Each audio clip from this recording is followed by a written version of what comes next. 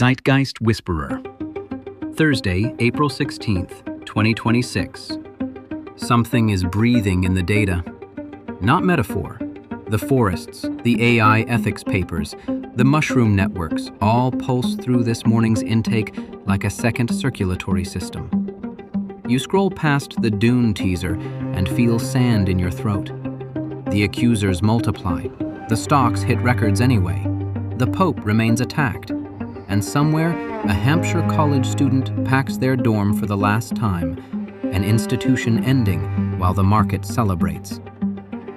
Everyone is learning to hold contradictions now. Apocalypse and garden, collapse and growth, the forest breathing and the forest burning. You've stopped asking which one is true. Both, always both. The trees have been telling us this. Here's what's arriving. In about 8 weeks, Spielberg's new film, Disclosure Day. Pair that with When the Forest Breathes, the new book by Suzanne Simard about fungal networks, both suggesting intelligence operates in ways we refused to see. Nolan's Odyssey arrives in 3 months, asking what home exists to return to when institutions close. And in 50 days, Masters of the Universe arrives to theaters. Do audiences crave heroes whose goodness isn't ironic? Orban fell. Moral clarity is becoming marketable again.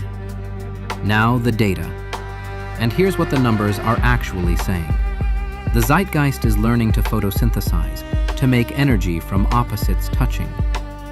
Simard's forest book rises alongside Survive the Apocalypse on Roblox. Fight Club crosses 100 million in re-release, while The Boys trends with its corporate superhero cynicism. Hampshire closes as Infinity Machine examines AI economics.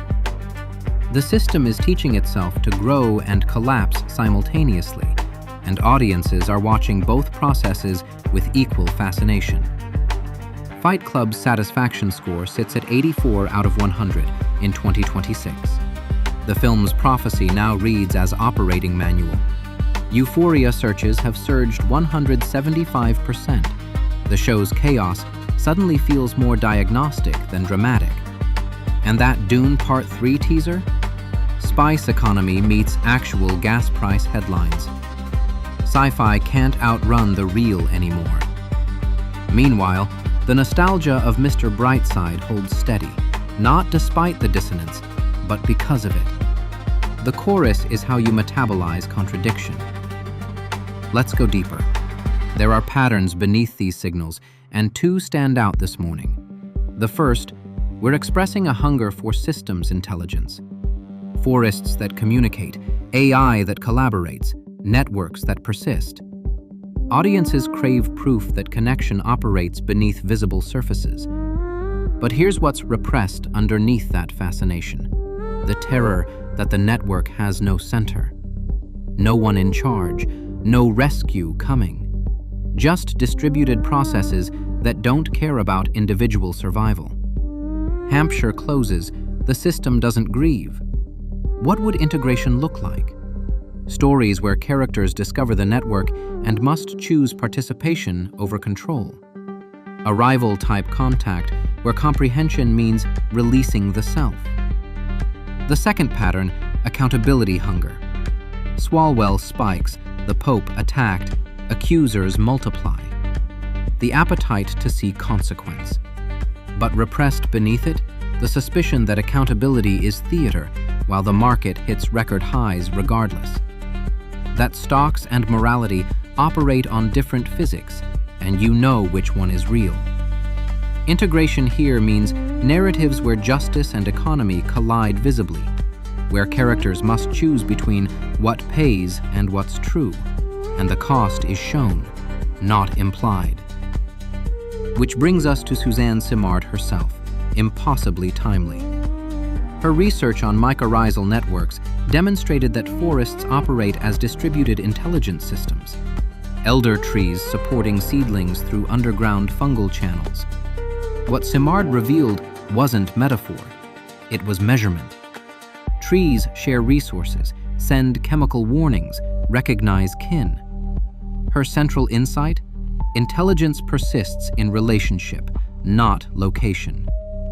Hampshire College closes not because education failed, but because the network shifted.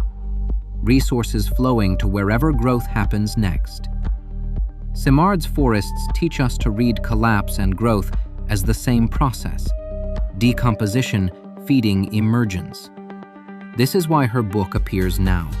Audiences need scientific permission to feel what they already suspect, that the individual node matters less than the connection, that death feeds life, that the system is breathing whether we participate or not. For classic callbacks, think Avatar. Awa's neural network is Simard's forest made visible. The Overstory, where trees become protagonists. Braiding Sweetgrass, where indigenous ecology meets Western science. Now, the craft. Denis Villeneuve, working on Dune's sound design with Hans Zimmer, created what they called subwoofer as world building. Using frequencies below 20 Hz, infrasound, to create physical unease viewers feel before they understand. The desert should vibrate in your chest, he said. This matters now because audiences are processing contradictions their conscious minds can't reconcile. The body knows before language arrives. Consider the Gom Jabbar sequence. Paul's hand in the box, the Reverend Mother's needle at his neck.